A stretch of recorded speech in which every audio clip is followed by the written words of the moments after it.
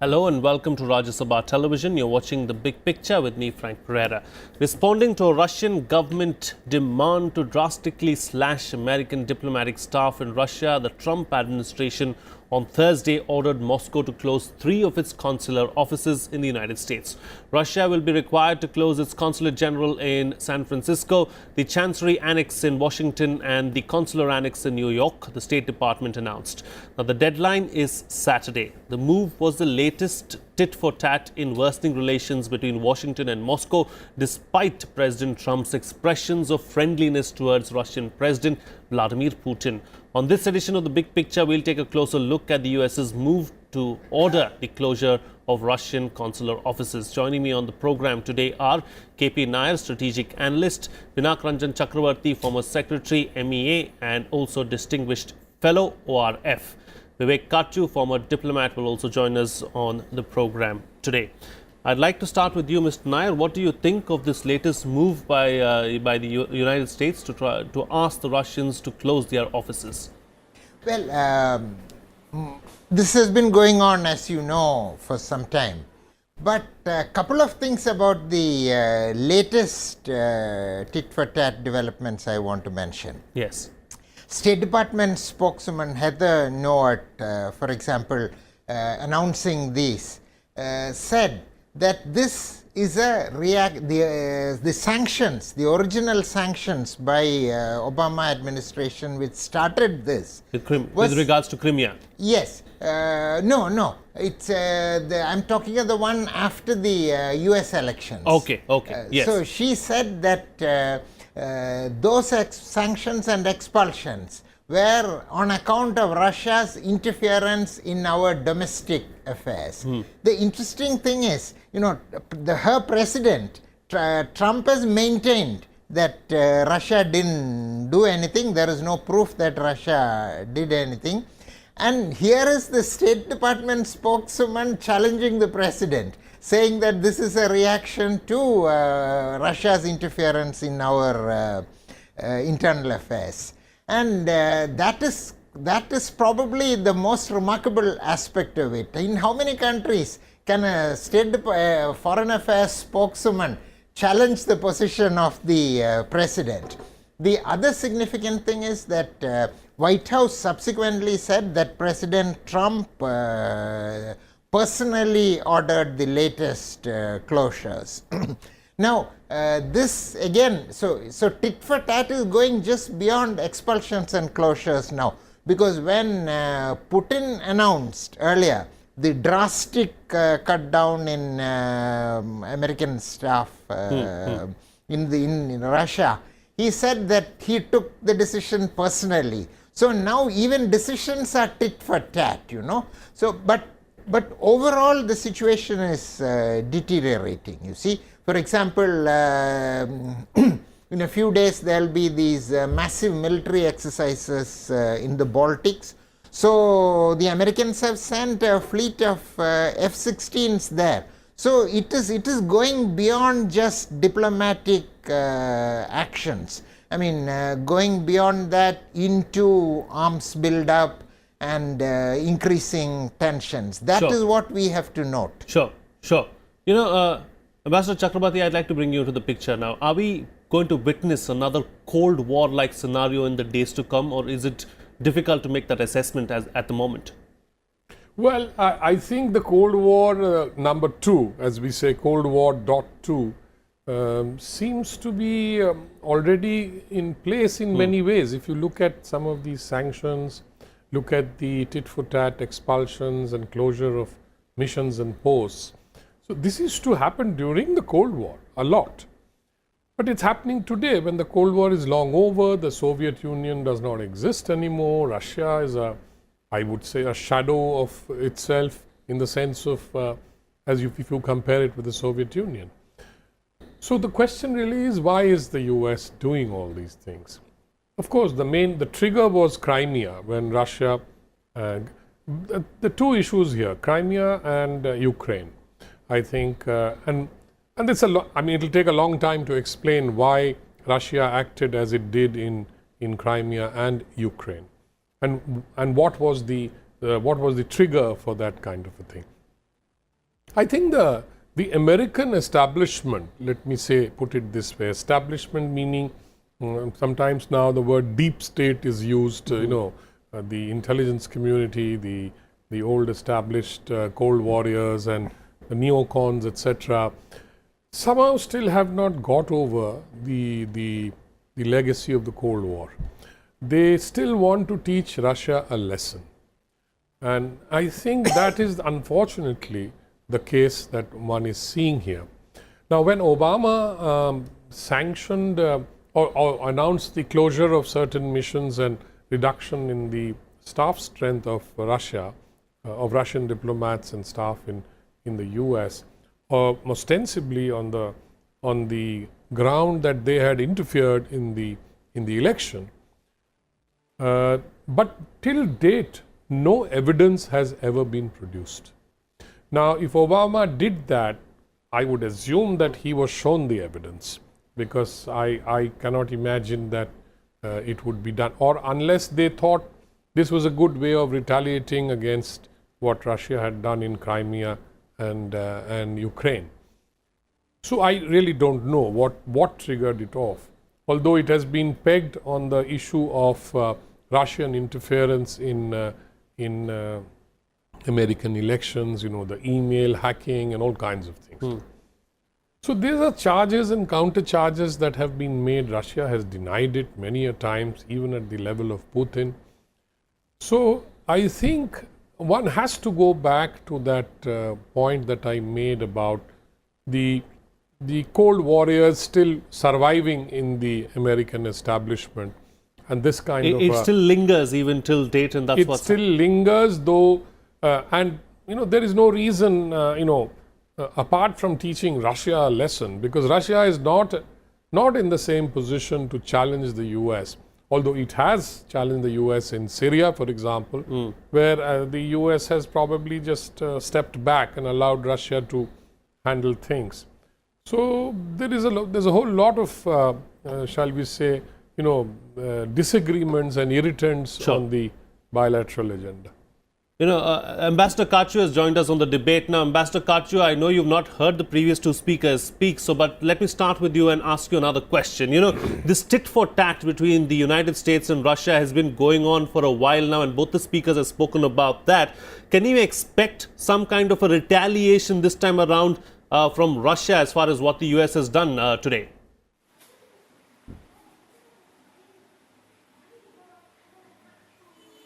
Well,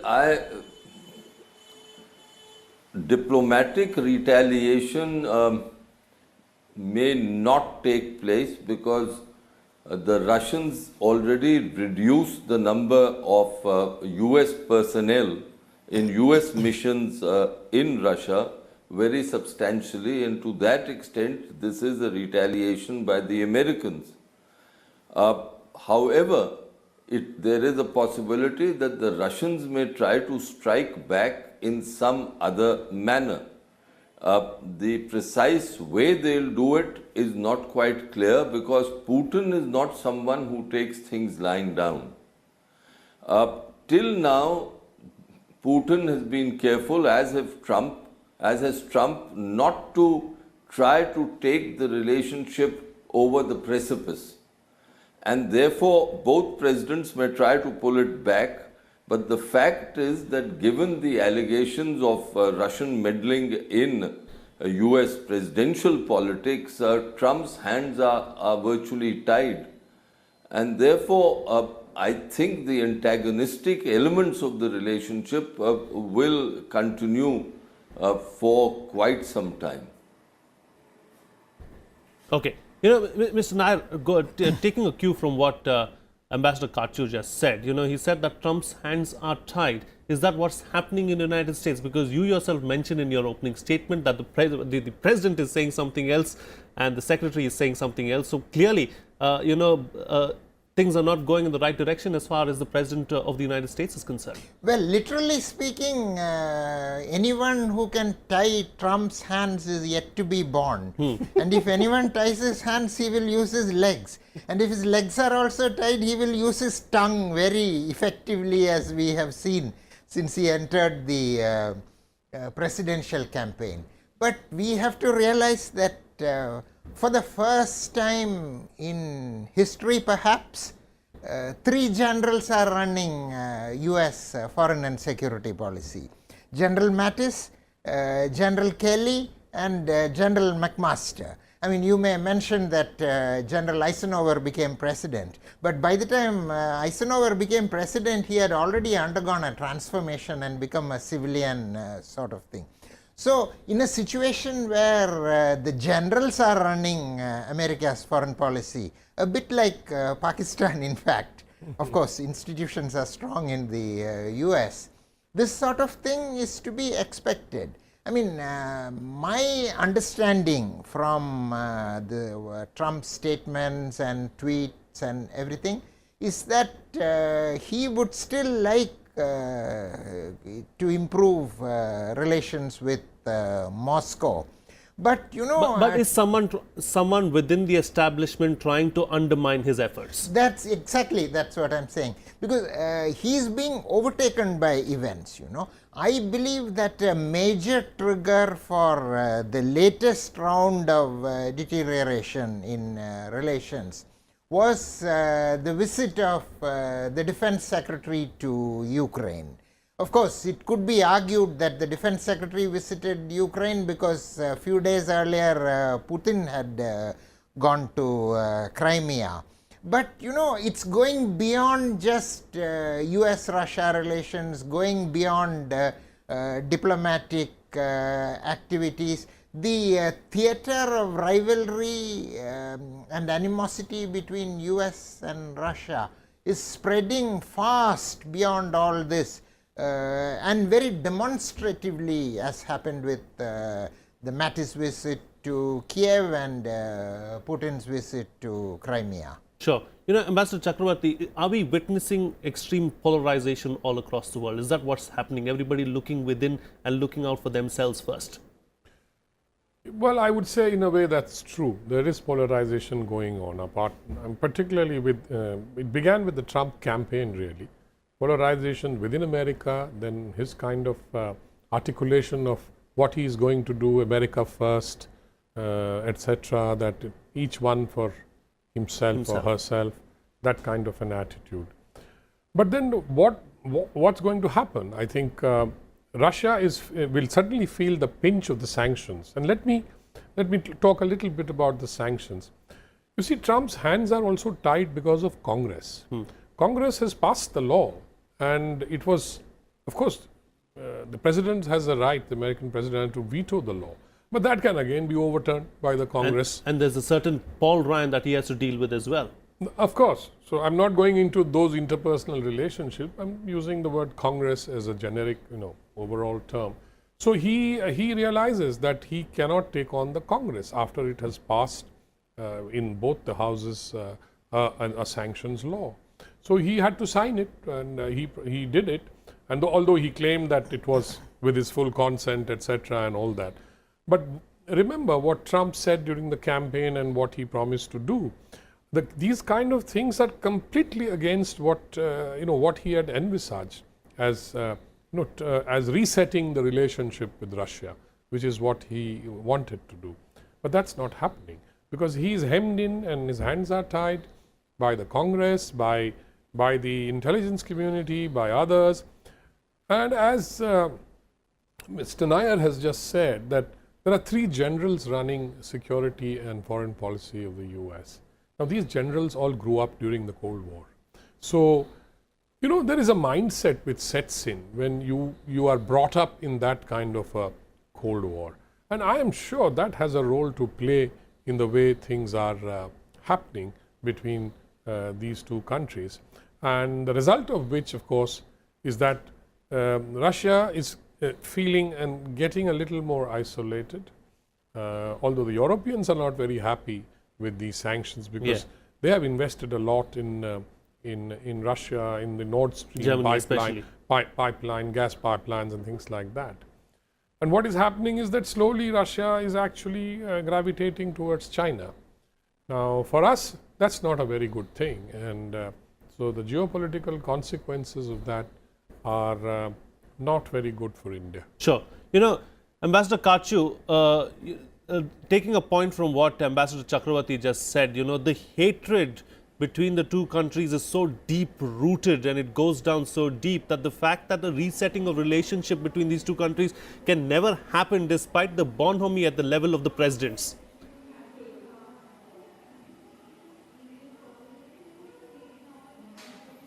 I do believe that international relations, Frank, don't work on hatred or likes or dislikes. It's a question of interest. We seem to have lost the line there with Ambassador Kachu. The Rains, of course, are playing spoilsport at the moment all across the country. But I'm told that he's reconnected again. Go ahead, Ambassador Kachu, make your point.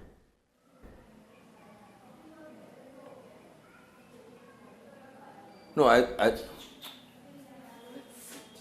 wait. Okay. Technology seems to have given up on us at this point in time. But yeah, Mr. Nair, do you believe that a resetting of relationship between the US and Russia is ever possible? Is it going to happen? Are the authorities or is the organizational setup in the United States going to let that happen? Well, reset has been tried before. George W. Bush, he tried to do the same thing. In fact, there's a famous statement. He went and met Putin for the first time, and he came back and said that I looked into his eyes and he is someone I can do business with. And he sent a fine diplomat there, William Burns, as ambassador there, who was committed to the policy. But it didn't work, See, at the end of the day, Russia has become weaker. We always use the cliche that there is only one superpower now. But the fact remains that, despite China's advancement and all that, even today, there is only one country in the world that can destroy the United States, Yes. Missile shield, everything may be there. But 30 minutes, Chicago will not be there if the Russians decide to send a nuclear bomb. And I think the American deep state is deeply aware of this, that there is only one country that can actually destroy the United States. And they kept the Americans out of Syria as well and they had their own agenda going. Americans may retaliate, then same thing may happen to Russia. But this is something that the people who ultimately control the levers of the Russia policy cannot get over. And everything they are doing is aimed at weakening Russia to a point where Russia is no longer a threat to the US. But until that happens, and I don't believe it will happen, especially with a leader like Putin in Moscow, I don't think it will happen. But until that happens, I think a reset is not possible. Sure. As far as India is concerned, Ambassador Chakravarti, what do these developments mean? Is it a concern that Russia will be pushed closer towards China and that in turn being a problem for us? Well, it is already happening that at least in a geo-economic sense, China and Russia are doing a lot of deals. China is also buying up certain very crucial defense technologies from Russia. All these will impact on India's strategic environment. And although India has extremely good relations with Russia, now as you see today, after the Trump speech on Afghanistan, Russia has been reaching out to even Pakistan. So all this is a result of the constant and the relentless, pushing by America, by the USA against Russia. So Russia naturally is looking out for its own interests now, knowing that the Americans have put in place sanctions. It's going to impact them. It's going to impact the issue of visas, for example. The Americans have said that the downsizing of their missions in the USA will lead to less visas, processing. So all these things are going to impact. There are financial sanctions also, travel sanctions, all kinds of sanctions that they are putting on Russia. So all this is basically Russia is looking for other options. So although I would still maintain that Russia would prefer to have good relations not only with the USA but with Europe, and that President Putin has constantly said. But Russia being Russia and President Putin being President Putin, they are not going to just roll over and say, okay, you can walk over me. I don't think that's going to happen. And they are going to push back in many ways that they can, including in places like Afghanistan, in Pakistan, and by joining hands with China in say the Belt and the Road Initiative and putting their stamp on the Eurasian sort of landmass up to Europe. So I think that has already started happening. Sure. And Americans seem to think that I don't know whether they think that that's going to impact on their influence, their sort of strategic position in the world, because with China rising, it is quite clear that the Americans have not been able to do much, let's say in the South China Sea. Sure. There's not much of pushback except for the FONOPS and the freedom of navigation operations, etc.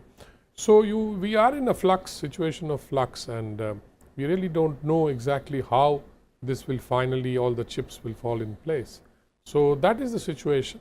But we'll have to find our own sort of navigate our own way through all this. Find our own footing crisis, through all of this.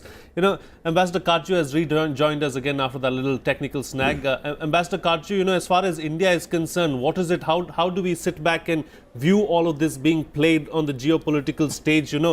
Should we be concerned that Russia will get closer to China? To what extent can the Russians collaborate with China, because they too will be wary of an aggressive China?